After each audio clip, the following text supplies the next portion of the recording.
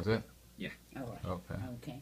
Right. Now, they didn't, whites did not want you to march. They didn't want you to be in any uh, groups, any settlement. They didn't want you to be at the churches, but they couldn't control the black churches. We had black churches we called what was known as mass meetings. That's what we call them. Mass meeting going on in the churches. We would meet. All the blacks would be notified as to when we were going to have our mass meeting. We would get in the churches and we would sing and pray and whatnot. And people like the ministers would advise us and whatnot and tell us to keep praying or trust God or whatever they told us at that time, and not to stop marching because the whites did not control the black churches, and that's why we would congregate to the white to the black churches, like churches like Tabernacle Baptist Church, like Green Street Baptist Church. There's a church, black church on Green Street. It was named Green Street, and Tabernacle Baptist Church was on Broad Street, Broad Street in Selma. All right, so we would congregate at those churches, perhaps about twice a week, I would say, during the civil rights movement. During the civil rights movement, maybe a Wednesday night and a Friday night or something like that. I don't exactly remember the nights that we met, but at least by 2 nights a week we would meet at those churches. We would get the word around that where we're going to meet, and then naturally the whites are going to come and circle around the church. Several of the troopers are going to. They didn't come in.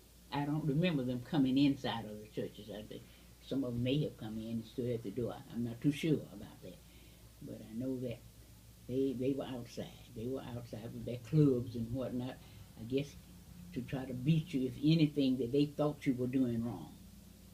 But blacks got a lot of beating with clubs at that time for every little thing that they did, and if the whites didn't approve of it and that kind of thing, we had no, basically we had no rights and whatnot to do what we needed to do or wanted to do. So a lot of them got a lot of, in fact, not here in Selma, but in Marion, a person was killed there. They were marching and whatever. And a person had to, in Selma, read this, a person from another city, I don't know if it was New York or somewhere, his name was Reed. And I think, I'm not too sure whether he got killed here or he died trying to march with the blacks. Some of the northerners, now not any of these southerners would think about marching with blacks, but this man, if I'm right, Jonathan, on this, they beat him and they killed him. They didn't kill him right away, but he died from that beating that they gave him. And we had only this one hospital here in Selma for black, and they rushed him to the black hospital. I think he died at the hospital.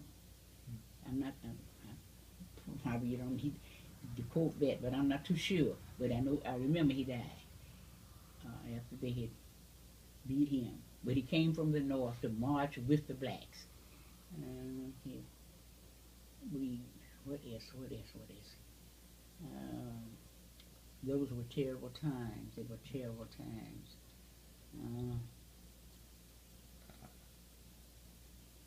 Do you remember the 16th Street Baptist Church bombing?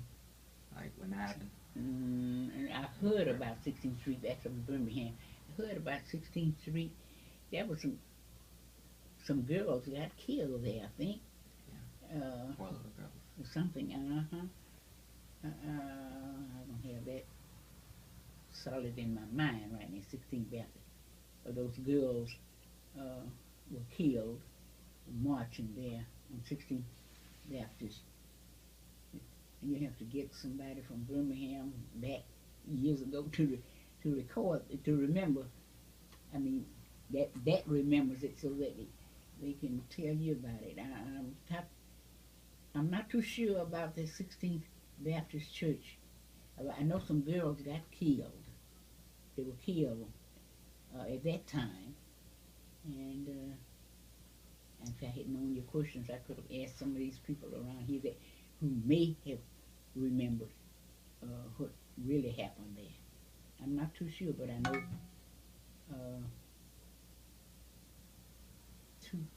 two girls died, I think, got killed marching or something. Yeah, I'm not too sure about that one, Jonathan. Maybe somebody who could remember or lived in Birmingham at the time would remember it a little better than I'm remembering it. Anything else? Do you remember the Martin Luther King Jr.'s assassination? Like the reactions to that? No. No. Martin Luther King, he was in Montgomery at the time. Wasn't in Selma. But when Martin Luther King came to Selma, he lived in, I wish I had thought about what you was going to ask. He lived in certain homes and whatnot. This lady's still living there. She could really tell about, Martin Luther King living in her home to take him in and whatnot. When he would come to, Selma for the march and everything. But he would come and speak. Now, when Martin Luther King came to speak in Selma, there would be an overflow of black. And that's really when the whites, they going to gather around outside and whatnot. But the churches were, whatever churches we decided to meet in, they were overflowing with blacks. Blacks would come to give Martin Luther King the time that he was going to come and speak to the people in Selma. But I don't remember too much about up in Marion. A man gave his life in Marion, black man. I don't remember that man's name. I wish I had known these questions before you got here and I could have had all of that stuff at hand. But just to go back in my mind and remember who it was and that. I can't even think of the man's name that from Marion that was killed. I can't remember his name. But anyway, he gave his life during the civil rights time. Yeah. And you had, as I said, you naturally in Selma, and I imagine other cities, you had you couldn't go in the restrooms, the toilets and whatnot that the whites had. And sometimes people were traveling, like Justin has traveled from Chicago, and you couldn't stop in those cities and whatnot and use those people's restaurants, toilet places and whatnot. So we just had to drop your car and use the ground. I'm sure that's what you had to do, because you couldn't, they wouldn't allow you to go in the toilets and things like that. And if you went in the restaurants, you had a certain area that you had to sit to get your meal. And sometimes you had to go to the window, if it's a white a restaurant, go to the window and they hand you your food out of the window, order your food, and it was handed to you out of, just passed to you, fixed. You had to ask them what they had, and they tell you, then they would fix it and hand it to you. You couldn't go in that restaurant. You couldn't go in and think about going in there sitting down. No. You couldn't sit. You couldn't sit in their restaurants. No blacks. No. They had cooks. They had black cooks.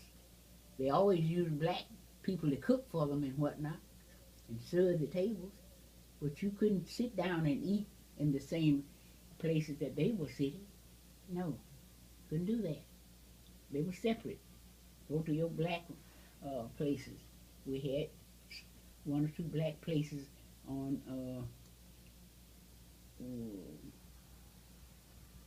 wherever the street is next to Broad. This man had I can't remember that the name of that restaurant. But the blacks would go there, and they couldn't go to the white places to eat, to order food or to eat and whatnot. It was terrible, terrible. What else? What else? I wish I had known. Get my thoughts together with on those questions before you came, and that could go back in my memory and try to dig them out, or either ask somebody else who living about the time that I was, or even maybe a little younger, could remember and help me out. But I know you couldn't eat in there. You had to go to the black. You had one or two black places that you could go and eat your food and whatnot, but not in the white. Everything was separate. As I said, the water fountains, they had black, they had colored, the word colored. They didn't have black too much at that time. They had the word colored written above the fountains, and you wouldn't dare go to them. Then they had white written above another water fountain, and that's where you had to drink your water. Go to that fountain and drink. I go to the toilets. They had separate. Everything was separate at that time. From the blacks couldn't use whatever the whites were using. Okay. Oh no. I don't know. I can't think of anything else that I could say about that segregated period of time. Very segregated. Very. Everything. Did the like the president at the time try to do anything about it, like from Civil Rights Act 1964? Did that change much? Yeah, it has changed. It's changed considerably because now you can go in, you can eat, you can go to white restaurants. You got the money or whatnot. They look at you like you crazy, but they ain't bother you and whatnot. Yeah, it's much. Well, it's better for you participating in things than it was when I was growing up, coming up, younger. It's better. They are glad to have you spend money with them and all that stuff. And they pretend that, you're welcome to things and because they want the money and all. But some of them are still just as segregated.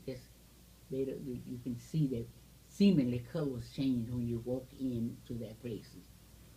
But if they know you're going to spend money, they kind of smile and pretend that they, glad to have you and that kind of thing. Still segregated. It's still that segregation attitude is it's not going to ever leave some of these Southern ones. Not going to ever leave some of these. They are called diehards. They'll die before they let a black lady or a black man. Now the blacks can cook for them.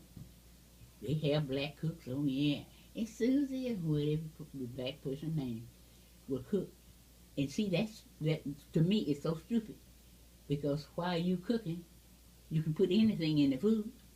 They don't know. You spit in it. I'm telling you, they will trust you to food going down in your stomach. They were too stupid to think about how the cook in the kitchen. They don't know what they're putting in the food, how they fixing it, or nothing. But they trust you to go in there and fix that food, and you can do anything with it. Yeah. But anyway, yeah, that's the only thing you could do. You could cook for them and clean up. Yeah, you go to the house and nurse the babies, nurse the babies. And one lady told me, said, leave me that nursing. Said I take a towel and beat the little child start crying. I said, shut up. And they won't say the towel won't show up.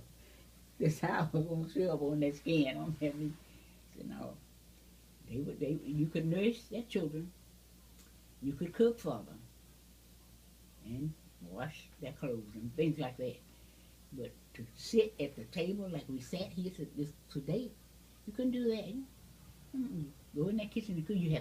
If you're gonna eat, you ate in the kitchen. You didn't eat with them. You ate in the kitchen, where you could cook. And they don't know what was in the food. Yeah, they just trusted you to cook it. And I thought that was so. See, that was stupidity in their minds at that time. Somebody cooking your food, you got to eat it and swallow it. You don't know what they're putting in it. They were stupid. All right, okay. And let me see anything else that you can think of that. I wish I had known your questions before.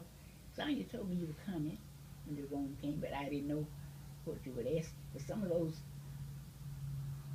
incidents have left my mind. I can't remember. And I would have had the answers ready and whatnot, because I was going to call some more friends that probably would remember the things a little better than I'm remembering, So this interview may not be too hot for you, Jonathan. You may not have gained anything from what I have said and what I'm saying. I don't know. But I wish I had known. Someone told me, you're going to get an interview about the civil rights. I didn't know what you were going to ask. And so many of the things I cannot bring to memory what happened at the time and the people's names and all. Is there anything else you think I might be able to? Were you ever scared of losing your job? The what? Were you ever scared of losing your job if you ever marched or did things like that? You listen to who? Or were you scared of losing your job at this time if you marched and stuff? I'm trying to get that together. I don't know.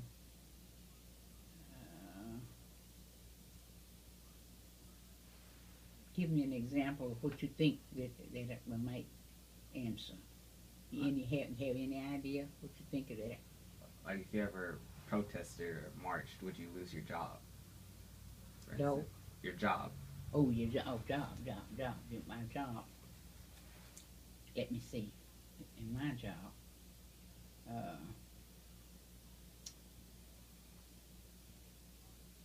what do they? Let me see if I ever have any protests or anything on my job. Now, my husband was fired. He was fired from his job. They fired him out of the classroom. I never was fired. Kept my job. But he and several of the other instructors that he was teaching with, they all lost their job. They lost in Dallas County here. This was a little building up here. We called it was called Dallas County Training School at the time. Well, I don't know whether, I'm not too sure about why they lost their job. But about 4 or 5 of the teachers where he was teaching, so he had to leave Dallas County and go to another school, another place. He went up to Stillman College.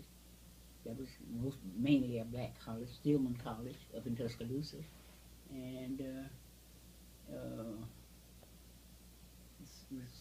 this county he had to go there and see when he was here at Beloit, he was vocational ag teaching. He taught the boys, farming and planting and whatever, vocational work.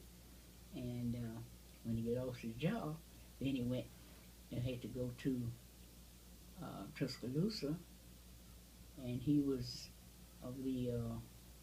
over the dorms for the young men when he went there. then someone gave him a job over in what's the name of the county next to Marion. What's the name of the county, Jim? That Fest who had to end up going to this county. Green? Not Green. No, where Pope was. Aliceville? I don't know what Aliceville. The city was Aliceville. I can't think of the name of the county right now. Aliceville. He had to go to Aliceville and got back into. He was a vocational ag teacher, taught agriculture, and he had to go. Finally, after he left Stillman College, over the supervisor of the men's dormitory, that's what he had to leave below it. He lost his job here, leave below it, and go to Stillman College to be over the young men there. Then he got a job back into agriculture again over in Aliceville. I can't think. Aliceville is in not Sumter. It's not Sumter. It's down toward Mobile. It wasn't Perry. What's the next county over from Perry County? I don't know. Can't think of the county. Where Pope was. No. But anyway. Another low barrier, 10%. All right. Well, I don't know what it is he wants to ask. That's pretty about it. I'm probably not doing too good, Jonathan. That's pretty good. I don't know. I'm not just trying to, as I said, if I had known what your questions were going to be, I could have got some help.